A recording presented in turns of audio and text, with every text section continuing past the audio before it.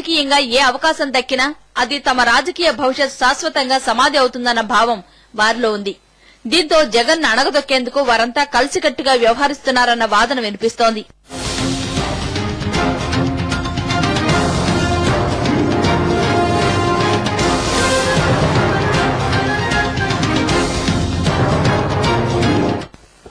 జగన్ విషయంలో కాంగ్రెస్ అధిష్టానం కూడా ఒక వాదనకే ప్రాధాన్యత ఇస్తోందన్న విమర్శలు లేకపోలేదు.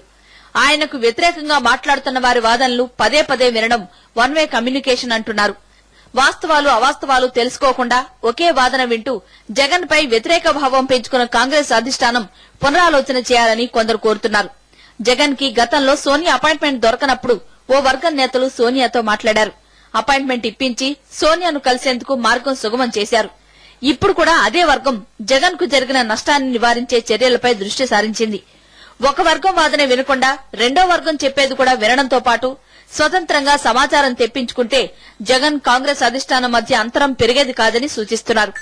వాస్తవాలు అధిష్టానం దృష్టికి తీసుకెళ్లడం ద్వారా ఈ అంతరాన్ని కొంతవరకైనా తొలగించేందుకు వ్యూహాత్మకంగా పావులు కదుపుతున్నారు.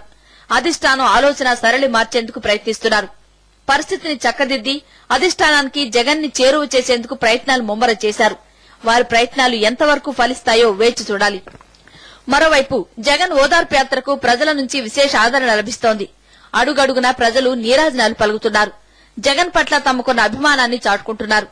ప్రజలు ఎక్కడ పడితే అక్కడ ఆపుతుంటే నిర్ణీత షెడ్యూల్ కంటే కొన్ని గంటలు ఆలస్యంగా ఓదార్పు యాత్ర సాగుతోంది. మొదటి 2 రోజులు అవిశ్రాంతంగా ప్రజల్ని కలుసుకున్నారు. నిర్ణీత షెడ్యూల్ 3 రోజుల్లో పూర్తయ్యే అవకాశం లేకపోవడంతో మరో రోజు పొడిగించారు.